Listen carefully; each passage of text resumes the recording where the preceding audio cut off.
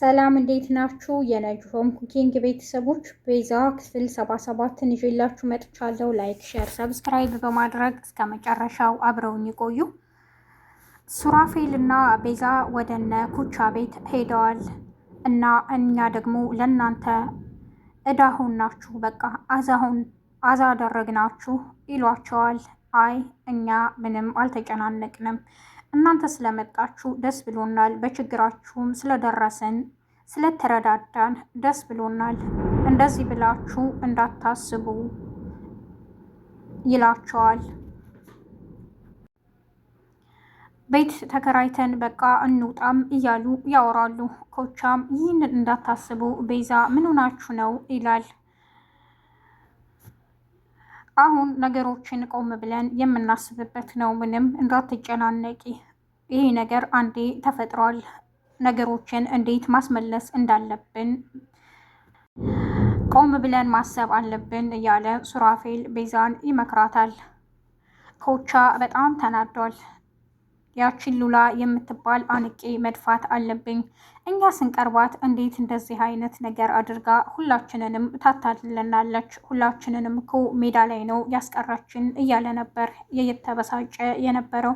ድንገት ሉላ ትመጣለች። እባካችሁን ተረዱኝ፣ እኔ በአክስቴ ተታልዬ ነው ትላቸዋለች። ዶክተሩም ከወንድሙ ጋር ቆሞ ያወራል፣ ያጨበጭብለታልም። አይገርምህም? የሉላን አክስት በጣም ነው ያደነኳት። ወይዘሮ ዘርፌ እኮ ይህንን አደረገች፣ ጀግና ናት ይለዋል። በነገራችን ላይ በዚህ ጉዳይ እኔ ብቻ አይደለሁም የተሸነፍኩት አንተም ነህ ይለዋል። በቃ ይህን እንኳን አደረገች እያለ ይስቅበታል። ስማኝ፣ እኔ ቤዛን እንጂ ሀብቷን አልፈልግም እና ደግሞ በማይመለከት ጉዳይም አትግባ። ከዚህ በኋላ በመንገዴ እንኳን ላይህ አልፈልግም። አንተ ክፉ ሰው ነህ ይለዋል ወንድሙን። አሁንማ ምን አማራጭ አለህ? እንደሱ ብትል ነው የምትሻለው እና የሚሻልህም ይለዋል። ለመሆኑ ይህንን ነገር ላንተ ማን ነው የሚነግርህም ይለዋል። እኔ ምንም አይነት ወሬ አያመልጠኝም ይለዋል። ለማንኛውም ከዚህ በኋላ ላይ አልፈልግም፣ ከመንገዳችን ዞር በልልን። አንተ ጥቅም እንጂ ሌላ አትፈልግም፣ ወንድምነቱንም አትፈልገውም። እኔ እናንተን ያገናኘን ይሄ ነው ይለዋል። ዶክተሯም ስትፈልገኝ ደውልልኝ በማለት ከወንድሙ ጋር ይለያያል። ሱራፌል ለቤዛ ይላታል፣ አሁን ሁሉም ነገር አልፏል። ከዚህ በኋላ ያለውን በዜሮ መጀመር እንችላለን። ከሰራን ደግሞ የማንቀየርበት ምንም ምክንያት የለም እያለ ይነግራታል። ሁላችሁም እንደዛ ትሉኛላችሁ፣ ለእኔ እኮ በጣም ከባድ ነው ትለዋለች። እና ደግሞ ዶክተሩ ወደነ ዘርፌና ሉላ እና የሉላ አክስት ባሉበት መሄድ አስቧል። ይሄድ ይሆን ወይ? እስከ መጨረሻው አብራችሁን ቆዩ፣ አብረን የምናይ ይሆናል። ኮቻ ሉላን ላወራሽ ፈልጋለሁ በማለት ካፌ ቁጭ ብለው ያወራሉ። ስለ ሁሉም ጉዳይ እንድትነግረኝ እፈልጋለሁ፣ እንዴት ይህንን ልታደርግ ይቻልሽ እያለ ይጠይቃታል። እኔም እኮ እንደ እናንተ በአክስቴ ተታልዬ ነው ትላለች።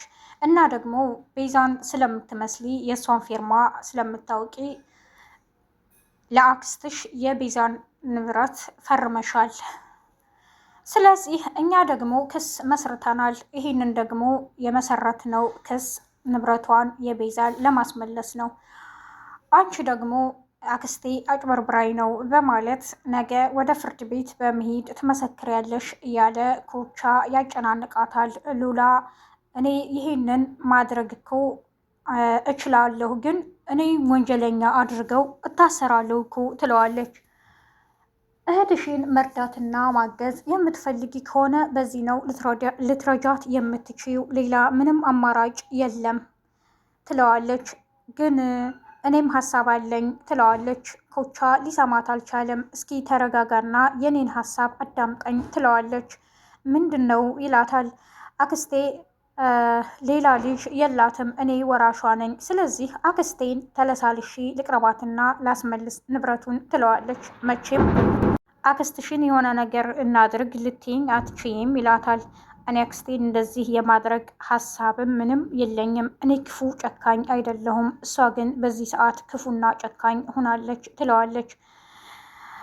ሉላ ፍርድ ቤት ሄዳ በስህተት ነው ተጭበርብሯል በማለት ትመልስ ይሆን ወይ?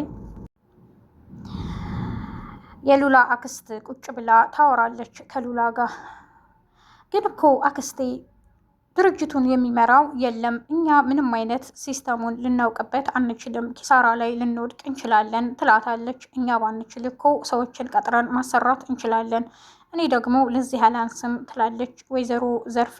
ሉላ በውስጧ በጣም ተናዳለች። አክስቷ ባደረገችው ድርጊት እህቴን በቃ ሜዳ ላይ ጣልኳት ማለት ነው ትላለች። እኔ እኮ ሱራፌልን እንጂ የምጠላው እህትሽን አልጠላትም፣ እዚሁ እኮ አብረን እንኑር ብያታለሁ ትላታለች። እና ደግሞ ሰራተኛም እንቀጥራለን አንድ ሳይሆን ሁለት ትላታለች። ሉላ በጣም ትናደዳለች። አሁን ራትሽን ብይ ትላለች ወይዘሮ ዘርፌ።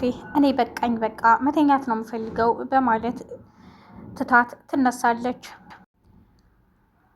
ሉላ ለኮቻ ትለዋለች፣ እርግጠኛ ሁኜ የምነግርህ የዶክተሩ እጅ እዚህ ጋር የለበትም። የሱራፌል ወንድም ምንም አላደረገም። ይህን ያደረገችው አክስቴ ብቻዋን ነው በማጭበርበር ትለዋለች።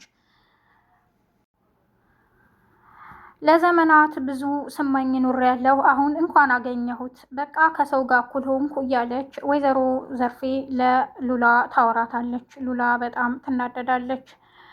ሉላ መናደዷን አክስቷ እንድታውቅባት አልፈለገችም። ነገሮችን ማስመለስ የምትፈልገው በሲስተም ነው። ይህን ስህተት ሰርቻለሁ፣ አክስቴ ይህን አድርጋለች ባልጠበኩት ጊዜ፣ ስለዚህ ይህን ስህተት ደግሞ ራሴ አስተካክዬ ለእህቴ ንብረቷን እመልሳለሁ ትላለች። አንቺ በድህነት ነው ያደግሽው፣ ቤዛ እኮ ተሞላቃ ነው ያደገችው እያለች አክስቷ ታወራታለች። ቢሆንም አክስቴ ጥሩ አልሰራሽም ትላታለች። ድንገት በር ይቆረቆራል። ወይዘሮ ዘርፌና ሉላ ዘወር ሲሉ ዶክተሩ ነበረ። የመሸበት እንግዳ ጥቁር እንግዳ አታሳድሩም እያለ የገባባቸው። ይህ ዶክተር ምን አስቦ ይሆን ወደነ ወይዘሮ ዘርፌ ቤት የመጣው? የዛሬው ክፍል ይሄን ይመስል ነበር። በቀጣይ ክፍል እስከምንገናኝ ነጁ ሆም ኩኪንግን ላይክ፣ ሸር፣ ሰብስክራይብ በማድረግ አብራችሁ ስለቆያችሁ አመሰግናለሁ። መልካም ቀን ባይ